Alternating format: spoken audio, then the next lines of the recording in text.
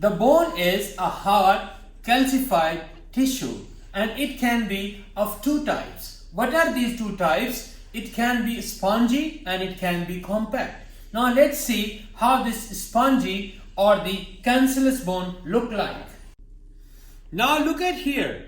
This upper end of this bone, which this bone belongs to my lower limb and we call this bone as a tibia. But right now our focus is, look at the texture. Does it look like a sponge? And that is an example of a spongy or a cancellous bone.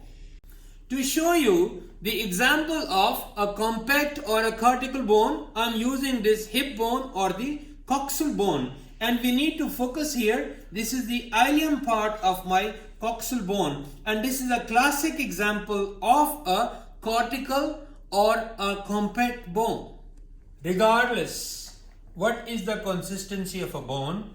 Either it's a spongy bone or it's a compact bone. The bones can be broadly classified on the basis of their shapes and sizes. As you can see, they have been spreaded on this table. Okay, so now you're looking at the long bones, and right now you're seeing these are the bones 1, 2 and 3. They are taken from the lower limb, and these 3 bones, they are taken from the upper limb. This you are looking at a femur, a tibia and a fibula. And the counterpart in the upper limb, you can see there is a humerus, a radius and an ulna. Now let's discuss the features of a typical long bone. A typical long bone, if you look at it, it has a central part. And this part, which makes the shaft of a long bone, we call it diaphysis. This diaphysis, if you can see, if you examine any long bone, you can see it has an upper end and a lower end. And these upper end and the lower ends, they are given the name of proximal epiphysis and the distal epiphysis. Proximal towards the body and distal is away from the body.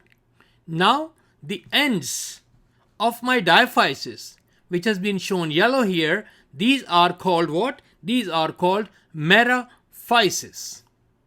And then in between this metaphysis and the proximal and distal epiphysis, the area which has been not shown covered, this blue area, it has been called epiphyseal plate or the growth plate. So when someone reaches to the age ranges between 20 to 25, this epiphyseal plate, it fuses off, and then that stops the length of a person. So we can achieve the maximum length till the fusion occurs between my epiphysis and metaphysis. Now let's try to look at the same description within one of the bone of the lower limb, and I'm using, for example, the femur bone. We all are familiar with its different parts. We are looking at the proximal and the distal ends, and then we are familiarized that this is the shaft part. So let's label it.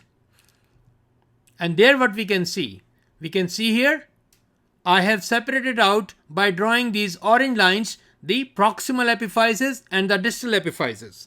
After that, what we can see here, the diaphysis.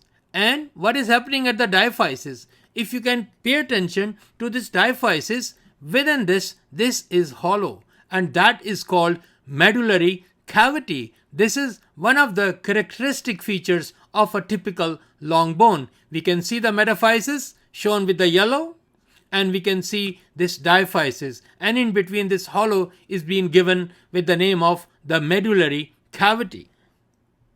And then what are these blue things? These are my epiphyseal plates, which we can see on both the ends. So these are the characteristics of my typical long bone. Now you are looking at these bones. These bones also called long bones, but they are miniature long bones. These are not like the long bones which you have seen previously, and where we can find them, we can find them in the palm, in the hand and in the foot. In the hand we call them metacarpals, and in the foot we call them metatarsals. And then you can see them, they have been removed individually from the hand, and you can see them. These are my miniature long bones. So now let's differentiate. This is a typical long bone. This is a miniature long bone and this is a modified long bone. How we can differentiate this miniature long bone and this modified long bone from this typical? This miniature long bone has one epiphysis and a shaft. And then this modified long bone, the features which make it different and why we call it a modified, either you can see the modification occurring within the shaft or at the ends. And another very important point that distinguish it from my other long bone is that it don't have any medullary cavity. Okay, now let's talk about another type of a bone, and that we learn it as a short bone. So this short bone, we can find it in the foot as well as in the hand. So in the foot, if we are looking at these short bones, we call them tarsal bones, and in the hand we call them carpal bones. So let's see one of the example of these short bones from the hand and from the foot. Okay, so now you can see one of the carpal bones. This is the scaphoid, and if you look at its shape, it looks like a boat. And this boat shape, that's why it's called scaphoid, because in Greek the boat is called as scaphoid. And this is the example of a short bone. Now you're looking at another example of a short bone, and that is from my foot. We call it talus, and this talus bone take part in making my ankle joint. Now you are looking at these bones, and all these bones are giving us an example of a flat bone. Let's take one by one.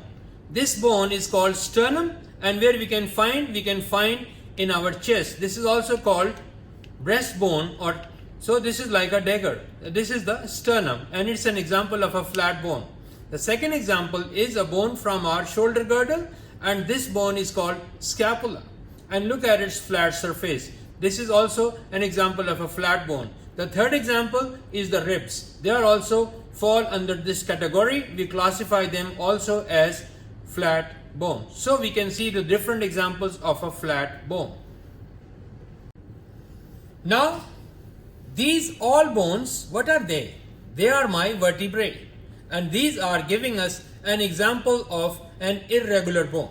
So this is one of the variant. There are other examples, but this is easy to learn. So these different vertebrae, no matter they belong to my cervical region, thoracic region, or the lumbar region, but all of them, they fall in the category of an irregular bone. We can also add on another bone here, that is my hip bone. That is also hip bone or a coxal bone. This can also be said as an example of an irregular bone. You can see how irregularly is being placed also. Now we'll be talking about a very different type of bones, and these bones are air containing bones. So now where we can find these air containing bones, we can find in the neighborhood of our nasal cavity, we can find these so many air containing bones. So for example, this bone which you're looking at, these are the maxilla bone. So now where is the air? So to show you the air, we have to take this maxilla bone out. So now you're looking at this maxilla bone. This is from the front, and you don't see any air here. But if you see from it inside, can you see this hollow cavity? These are the air containing spaces, and they are responsible in giving us the air sinuses, which we'll be talking later. So this is an example of a pneumatic or air containing bone. What are these bones? These are an example of a sesamoid bone. Sesamoid bones are found in muscle tendons, and these are the example of the sesamoid bone. And what is this bone individually called as the patella, the bone which makes your kneecap. We also find the similar type of bones in our upper limb as well. So this is an example of a sesamoid bone, and these bones are found in the tendons.